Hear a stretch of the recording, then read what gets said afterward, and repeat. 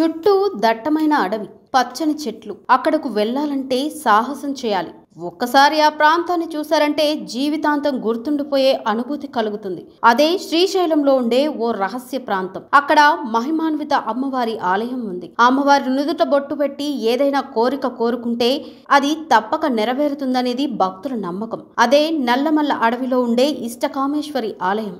నల్లమల్ల అడవుల్లో చాలా మందికి తెలియని ఎన్నో ఆలయాలు ఉన్నాయి. సుమారు 500 శివలింగ ఆలయాలు ఇక్కడ ఉన్నాయని ఓ అంచనా. అయితే ఆ క్షేత్రాలకు చేరుకోవడం, దర్శనం చేసుకోవడం మాత్రం కష్టసాధ్యం అంటుంటారు. ఇక్కడ కొద్ది మందికే తెలిసిన ఎంతో విశేషమైన ఇష్టకామేశ్వరి దేవి ఆలయం ఉంది. ఇష్టకామేశ్వరి దేవి ఈ పేరు విన్న వెంటనే ఒంట్లో ఓ రకమైన ఆధ్యాత్మిక వైబ్రేషన్స్ వస్తాయి. అలాంటి ఇష్టకామేశ్వరి దేవి ఆలయాన్ని చూడాలంటే పోటీ పడాల్సి వస్తుంది. అమ్మవారి దర్శనం అందరికీ దక్కదు. ఇష్టకామేశ్వరి దేవి పేరుతో ఆలయం భారతదేశంలో మరెక్కడా లేదు. అదృష్టం కలిసి వచ్చిన భక్తులు మాత్రమే ఈ ఆలయానికి చేరి అమ్మవారిని దర్శించుకుంటారు. భక్తులు అమ్మవారి నుదుటపై బొట్టు పెట్టి భక్తులు కోరికలు కోరుతారు. ఆ సమయంలో అమ్మవారి విగ్రహం మృదువుగా తాకినట్టే అనిపిస్తుంది అని చెబుతారు. అంతేకాదు అమ్మవారికి బొట్టు పెట్టే సమయంలో ఆమె నుదుట మెత్తగా మానవ శరీరాన్ని తాకినట్లు ఉంటుందట. భూగర్భంలో ఒక చిన్న దేవాలయంలో ఇష్టకామేశ్వరి అమ్మవారు కొలువై ఉన్నారు. కిటికీలో ఉండే చిన్న ముఖద్వారం నుంచి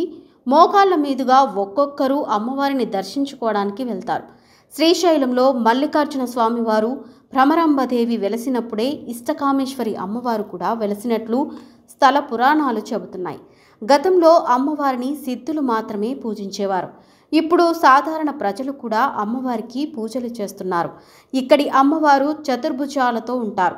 2 చేతుల్లో తామర మొగ్గలు, ఒక చేతిలో శివలింగం, మరొక చేతిలో రుద్రాక్షమాలతో తపస్సు చేస్తున్న రూపంలో దేవి దర్శనమిస్తారు. శ్రీశైలం నుంచి సుమారు 20 కిలోమీటర్ల దూరంలో దట్టమైన అడవుల మధ్య ఇష్టకామేశ్వరి దేవి ఆలయం ఉంది. ఇక్కడికి సాధారణ కార్లు వెళ్లలేవు. సాయంత్రం 5 దాటిన తర్వాత అడవిలోకి వాహనాలు అనుమతించరు. ఎందుకంటే ఆ సమయానికి అడవిలో జంతువులు సంచరిస్తాయి. అయినా శ్రీశైలం వెళ్లేవారు ఈ రహస్య ఆలయాన్ని తప్పక చూసి ఆ మహిమను చూస్తే అది జీవితంలో మరపురాని అనుభూతిగా నిలుస్తుంది.